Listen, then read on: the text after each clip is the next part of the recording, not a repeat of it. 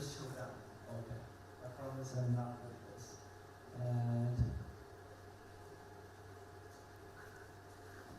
please just focus on me because I only got one page of PowerPoint.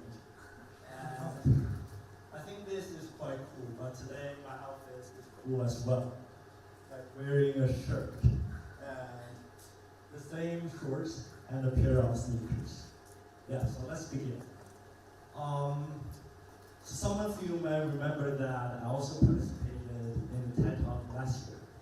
And you might wonder why I'm doing 2 TED Talks in a row, or why I'm speaking on the same topic twice. Actually, through a year of exploration, I found some answers to my queries from last year by reading more, learning more, thinking more, and practicing more. I found the problem is polarizing, but time is elapsing.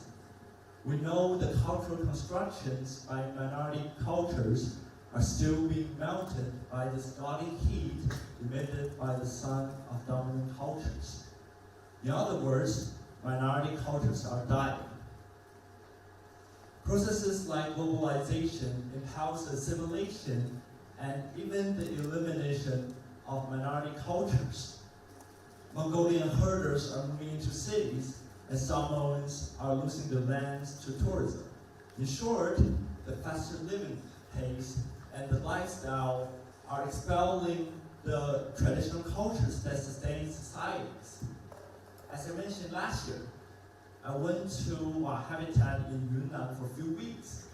I arranged a dance, completed a historical play with Mr. Peterson, and also wrote a recent paper on that topic as well. So I found that interestingly, by the late 1800s, while people still can expel the British armies from their homeland, but after 1950s, while people became more like Han people under the influence of the War of Liberation, and also the later Chinese governmental control. So actually, sometimes I would think that it is unavoidable for minority cultures like Hua to be influenced by dominant cultures. And the most apparent influence and damage to these cultures is actually the ruin of living places, because most of these people and cultures are living in places like mountains or jungles, and they have multiple cabins or wooden cottages. From industrialization to urbanization to globalization, the outside world and society are growing at an incredible speed, which pushed the minority cultures to the edge of the cliff. The development of dominant cultures is rapid, but it is also ruthless. The lumbering, the mining, and the constructing processes convert home into properties in the image of dominant cultures for their benefits. To stop at this point, we can clearly see that minority cultures are still being influenced negatively or even being controlled by dominant cultures. They still can't avoid the risk of being swept out from the state. So what is the main reason that leads to the death of cultures? Before exploring this question, let us first define death for minority cultures. So here is a quote from Coco. When there is no one in the living world who remembers you, you disappear from this world, we call it the phantom death. It describes the death for humans, but I think it is also applicable to describe the oblivion or extermination of cultures, since the spiritual or mental vanishings of cultures are much more detrimental to the physical ones. For example, Amerindians. This is a group of people that lives in the United States that we can easily distinguish them by their physical features. They suffered a lot from the history of oppression, and from the 7 Years' War to the Wooden Knee, or from the tropes of tears of cultural expulsion to the Carlisle Indians industrial schools of cultural erasure. the culture is constantly under assault. And after suffering all these kinds of things, they just lost a lot of traditions. Even some of them now identify themselves as white. And this is just merely a familiar chapter in the recent 2 centuries of globalizing dominant cultures. So I just wish we can hear the cries, otherwise they will eventually disappear from this world.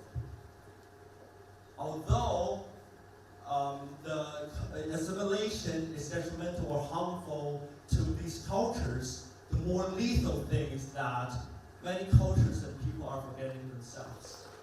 So what can we do? In my opinion, fusion might be the easiest and possibly the most effective way to preserve these cultures. For example, one of my friends, he does the mixture of hip-hop and traditional music. He collects different types of music from elders artists, experienced artists, and then put them into his own song. From the fan base and feedbacks he got from people all over China, I think it is quite effective because he got more listeners and more white children thinks him as a role model. And they just want to be a hero or heroine like him simply for the culture. If someday we need to make a further concession, I think we can maybe compromise on the means of progressing the process of cultural preservation. Like, many cultures died, but they at least left something to all the human beings. For instance, parts of Irish culture died, but the literatures are alive. And ancient Egyptian cultures died, but the sculptures are alive. So is my friend Yulun having a comparable talent, or is it difficult for white culture to spread the things out? I think the answer for both 2 questions is no. And even though the process might take time, I think modern technologies will help us with the process. For example, now we have over 600 million daily users on TikTok China.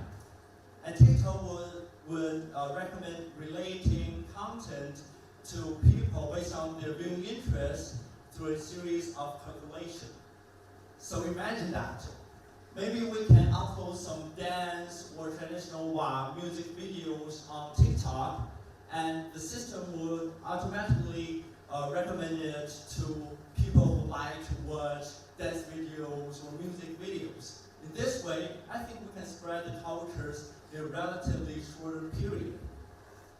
And in fact, my friends in Yunnan have already done this. They uploaded their videos to YouTube or TikTok, and they received a lot of views. So even if some minority cultures are doomed to face death, at least they can leave something to prove their existence. For myself, I just try my best to do my part. The dance I perform just intended to let more people know about white culture. And no matter how long the impact lasts, I at least saw that some of you enjoyed that. And some of you went to places where minority cultures are thriving. Also, some of you even devote yourself in the undertakings more than I do. So I might not come next year, but at least I can impress you again this year. So just like me cherishing the opportunities to speak in front of you, let us capture the chance to preserve these minority cultures and don't leave